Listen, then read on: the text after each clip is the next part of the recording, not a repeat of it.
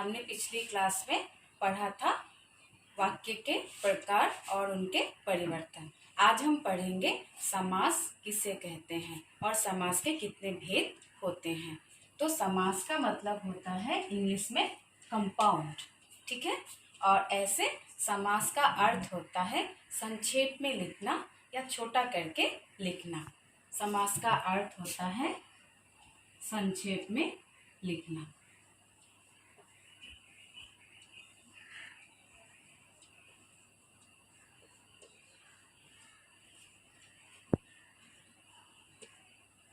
या छोटा करके लिखना।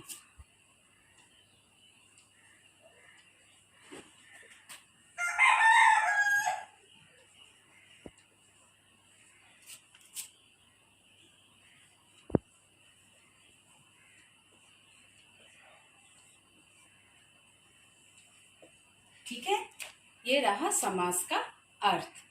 तुम लोग पहले भी क्लास 6, 7, 8, 9 में भी पढ़ चुके हो। अनेक शब्दों के लिए एक शब्द बनाते हैं तो वही होता है समास। जब हम अनेक शब्दों को मिलाकर के एक नया शब्द बनाते हैं तो उसे समास कहते हैं। तो समास जो है दो या दो से अधिक शब्दों के मेल से बने होते हैं और वो सार्थक भी होता है। ठीक है, समास का अर्थ है दो या दो से अधिक शब्दों के मेल से बनने वाले शब्दों को समास या समस्तपद कहते हैं। परिभाषा तुम लोग नोट डाउन कर लो कॉपी में।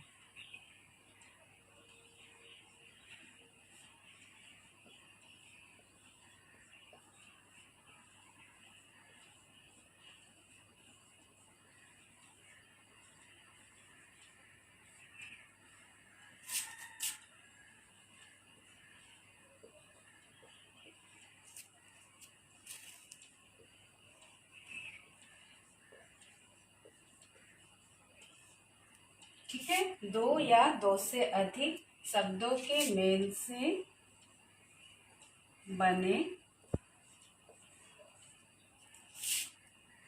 नए शब्द को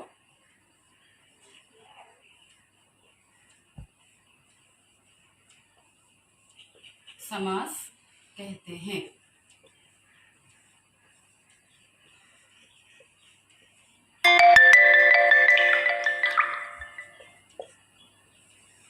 ये है समास की परिभाषा। अब उदाहरण देखो कि किस तरह से दो या दो से अधिक शब्दों के मेल से नए शब्द बनते हैं। जैसे गंगा का जल। यहाँ पर दो शब्द हैं, गंगा का जल। ठीक है, का तो कारक चिन्ह में आएगा और गंगा और जल ये दो शब्द हैं। इन दोनों को छोटा करके लिखो। गंगा का जल को छोटा करके जब लिखेंगे तो होगा गंगा जल।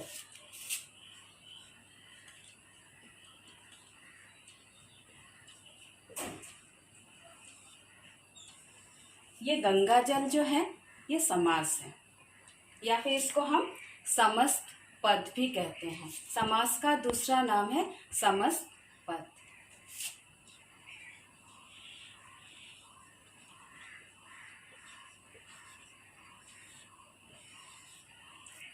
तुम लोग अपनी अपनी कॉपी में जब समय मिलेगा तो लिख लेना। ठीक है, दूसरा उदाहरण देखो। जैसे रसोई के लिए घर।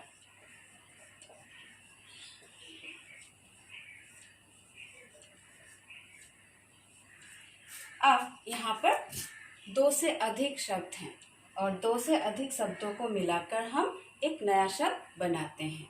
यहाँ पर जब हम नया शब्द बनाएंगे तो के हटेगा, ये भी हट जाएगा, सीधा सीधे रसोई घर लिखेंगे।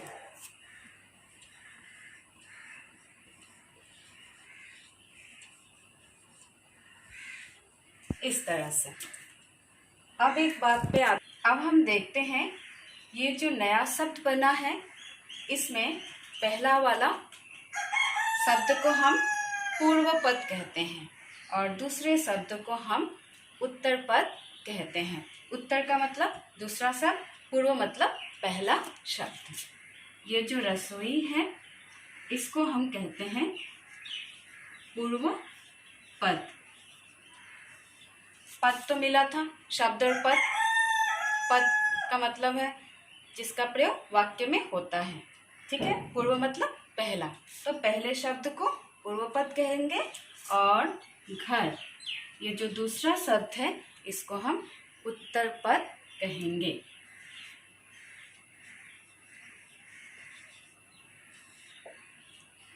उत्तर का मतलब है दूसरा, पूर्व मतलब पहला।